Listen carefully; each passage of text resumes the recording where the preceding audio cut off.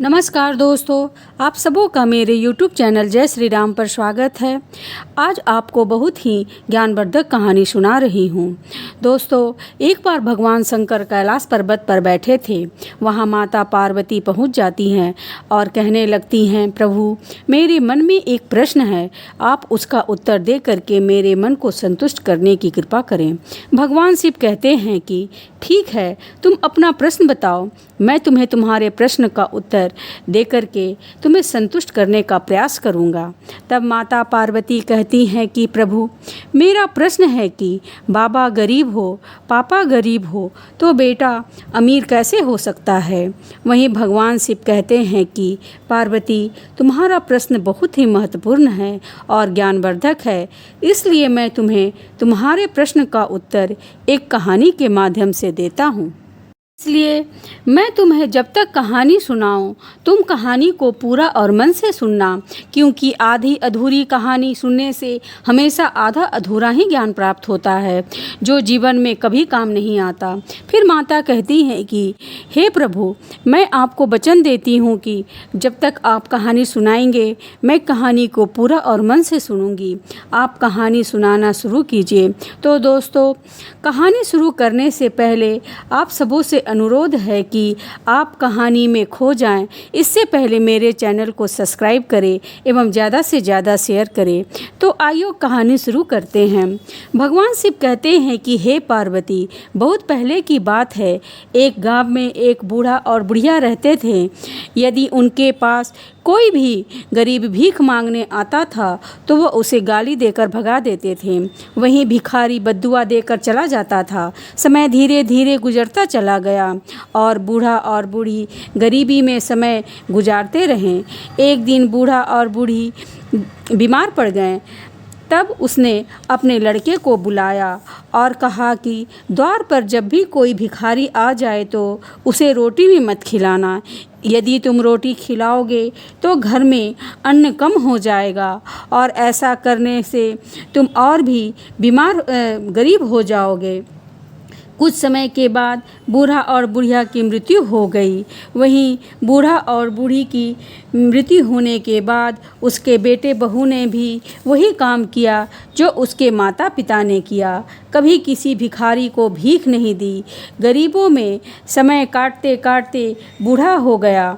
फिर एक दिन ये बूढ़े और बूढ़ी बीमार पड़ गए तो फिर उन्होंने अपने बेटे को बुलाया और कहा, देखो बेटा, मेरे माता पिता ने मुझसे कहा था कि कभी किसी भिखारी को भीख मत देना, और ऐसा कह करके उन दोनों की मृत्यु हो गई और मैंने अपने माँ बाप के वचन को निभाया।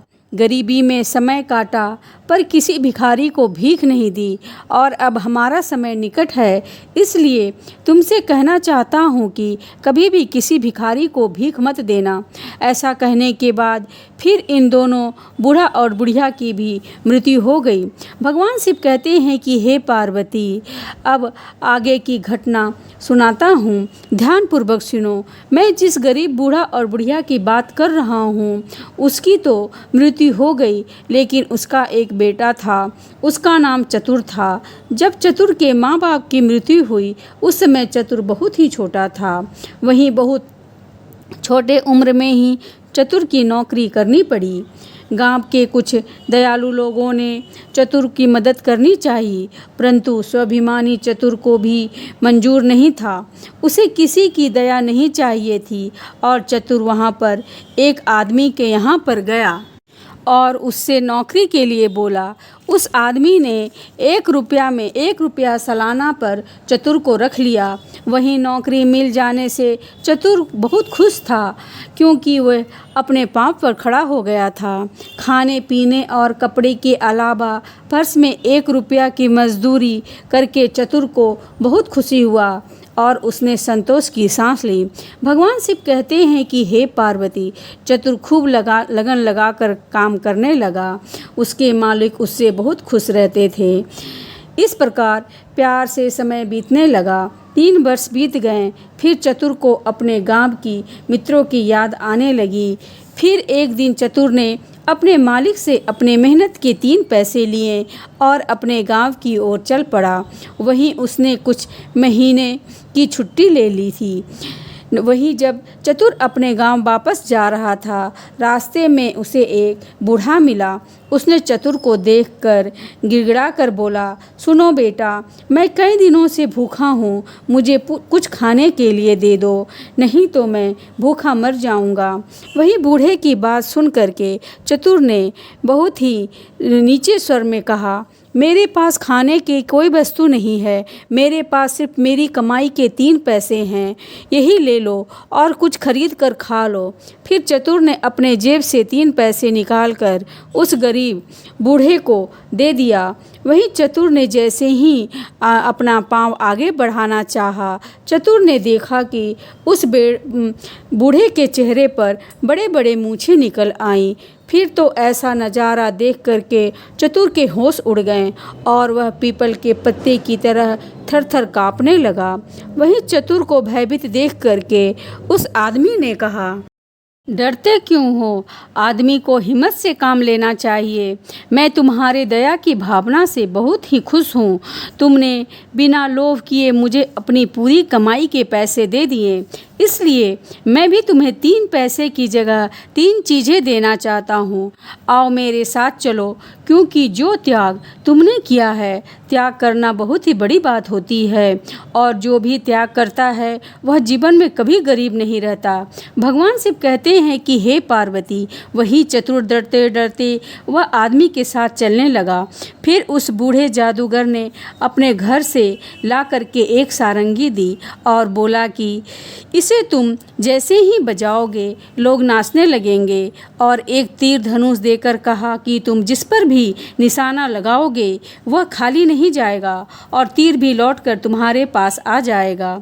वहीं उस जादूगर बूढ़े ने तीसरी चीज़ की दी सच्चाई और कहा, मैं तुम्हें तीसरी चीज़ सच्चाई वरदान में देता हूँ। तुम जो भी कहोगे उसी को लोग सच मान लेंगे। और ये तीनों चीज़ें दे करके वह बूढ़ा आदमी जादूगर गायब हो गया। वहीं उस जादूगर के गायब होते ही चतुर तो बहुत घबराया। फिर उसने हिम्मत से काम लिया, कुछ देर वहीं रुका रहा, फिर वहाँ से आगे बढ़ा। फिर वह गायब हुआ आदमी काफ़ी देर तक नहीं लौटा तो चतुर वहाँ से और आगे जाने लगा। वहीं चतुर ने कुछ और दूर जाने पर देखा कि एक व्यापारी पेड़ की छाया में विश्राम कर रहा है। उस पेड़ पर एक खूबसूरत सी चिड़िया बैठी है और वह उस चिड़िया को देख करके व्यापारी का मन ललचा रहा है। वहीं इस चतुर को देख करके व्यापारी कहने लगा, कोई इस चिड़िया को मार करके यदि मुझे दे दे तो मैं उसे ढेर सारे रुपये दे सकता हूँ। फिर तो व्यापारी की बात सुन करके चतुर ने कहा, आप चिंता मत कीजिए, मैं इस चिड़िया को अभी मार गिराता हूँ। उस चिड़िया को भी अपने कर्मों की सज़ा मिलनी थी और इसी बहाने चतुर ने एक निशाना साध करके तीर मारा तो उस चिड़िया को जा लगा और वह चिड़िया झाड़ी में जा गिरी। वही चतुर बहुत खुश हुआ। खुशी से उसने सारंगी बजाई। जब सारंगी बजाई तो व्यापारी हड़बड़ा करके चिड़िया पकड़ने के लिए झाड़ी में घुस गया और चतुर खुशी से अपनी सारंगी बजाने लगा। वहीं सारंगी की आवाज़ पर व्यापारी के बीच में थिरक थिरक कर नाचने लगा, क्योंकि उस सारंगी की खास बात यही थी कि जब भी सारंगी बजती थी आसपास के जो भी होते थे वह नाचने लगते थे। भगवान शिव कहते हैं कि हे पार्वती, वहीं झाड़ी में उलझा करके व्यापारी के कपड़े फट गए और वह अधनग्न हो गया। उसके शरीर पर काफ़ी खरोंचें लगी हुई थी, उससे खून बहने लग रहा था। वहीं व्यापारी की हालत को देख करके चतुर को दया आ गई। उसने एकाएक सारंगी बजाना बंद कर दिया। वहाँ सारंगी का बजाना बंद होते ही व्यापारी का नाचना भी बंद हो गया। शर्त के अनुसार उस व्यापारी ने चतुर को थैली भर के रुपया दे दिया। इस तरह धन को लेकर के चतुर खुशी खुशी घर की ओर चलने लगा। वहीं व्यापारी कंजूस किस्म का था, उसे लोभ सताने लगा। हाथ से रुपया निकल जाने के कारण वह हाय हाय करके चिल्लाने लगा और कुछ सोच करके चतुर के पीछे पीछे दौड़ने लगा। फिर पास पहुंचते ही शोर मचाया कि ये लड़का मुझ पर सोते हुए प्रहार करके मेरे पैसे की थैली छीन करके भाग रहा है। इसे पकड़ लो और मेरे पैसे वापस दिला दो। उस व्यापारी की हालत को देख करके गांव वाले दौड़े और चतुर को पकड़ लिया। वही चतुर को पकड़कर काफ़ी मारा पीटा और राजा के पास ले गए। फिर राजा ने चतुर से पूछताछ की तो चतुर ने बताया कि व्यापारी झूठ बोल रहा है। उसने यह धन उसे चिड़िया मारने के बदले में उसे इनाम के रूप में दिया है। वहीं राजा कहने लगा, एक चिड़िया मारने के बदले में थैली भर रुपया कौन इनाम में दे सकता है। अगर मैं यह मान भी लूँ तो इनाम देने वाले के शरीर में इतने खरोच कैसे लगेंगे, इनके कपड़े कैसे फटेंगे। राजा कहने लगा कि मैं पूरी तरह से समझ चुका हूँ कि तुम एक चोर हो और तुमने ही इस व्यापारी को चोट पहुँचाई है और इसका धन लूट कर भाग रहे थे। फिर ऐसा कह कर के राजा ने अपने सिपाहियों को बुलाया और कहा कि इस चतुर नाम के लड़के को हमेशा के लिए कैद खाने में बंद कर दो। वहीं जेल खाने में बंद करने के लिए सिपाही चतुर को लेकर जा रहे थे। वहीं चतुर मन ही मन में सोचने लगा कि बूढ़े बाबा ने तीसरी बात गलत बताई। फिर सोचा कि जरा सारंगी बजा करके देख लूँ क्या होता है, कुछ काम बन जाए। वहीं मुसीबत के समय हिम्मत खोने से काम नहीं चलता, इसलिए उस चतुर नाम के व्यक्ति ने सारंगी बजाना प्रारंभ कर दिया और सारंगी बजाते ही राजा दरबार में उपस्थित सभी व्यक्ति नाचने लगे। जब सभी लोग नाचते नाचते पस्त होने लगे तो राजा ने कहा, अरे भाई, तुम सारंगी बजाना बंद करो। मैं तुमसे विनती करता हूँ और तुम्हारी बातों पर विश्वास करता हूँ। फिर तो चतुर ने सारंगी बजाना बंद कर दिया और जैसे ही सारंगी बजाना बंद हुआ वैसे ही लोगों का नाचना भी बंद हो गया। वहीं चतुर ने राजा को बतलाया कि महाराज, मैंने इसी तरह से सारंगी बजाई थी और इस तीर से चिड़िया को मारा था। चिड़िया झाड़ी में गिरी और व्यापारी चिड़िया लेने गया और खुशी में मैंने ये सारंगी बजाई और यह व्यापारी बेसुध होकर नाचने लगा। वहीं झाड़ी में इसके कपड़े फंसे और शरीर पे खरोंचें लगी और मैंने जब सारंगी बजाना बंद किया तब इस व्यापारी ने मुझे एक थैली दी जिसमें के अंदर सोने की मोहरें थीं। यदि आपको विश्वास नहीं हो तो मेरे साथ झाड़ी के पास चलिए और स्वयं देख लीजिए। वही चतुर की बातों से राजा बहुत प्रभावित हुआ और उसने व्यापारी को झाड़ी के पास चलने को कहा। वहीं राजा की बात सुनकर के व्यापारी के होश उड़ गए और वह डर गया और उसने सारी बात सच सच बता दी। वहीं चतुर की सच्चाई से खुश होकर के राजा ने उस चतुर को सोने से भरी हुई थैली दी, इनाम के रूप में भेंट की और उस व्यापारी को झूठा दोष लगाने के जुल्म में हमेशा के लिए कैद खाने में डलवा दिया। वही चतुर इनाम को लेकर के खुशी खुशी अपने घर की ओर चल पड़ा। अब चतुर के पास इतना धन हो गया था कि उसके बाबा, दादा, दादी, माता पिता ने सपने में भी नहीं सोचा होगा कि मेरा बेटा या मेरा पोता इतना धन कमाएगा और इतना अमीर हो जाएगा।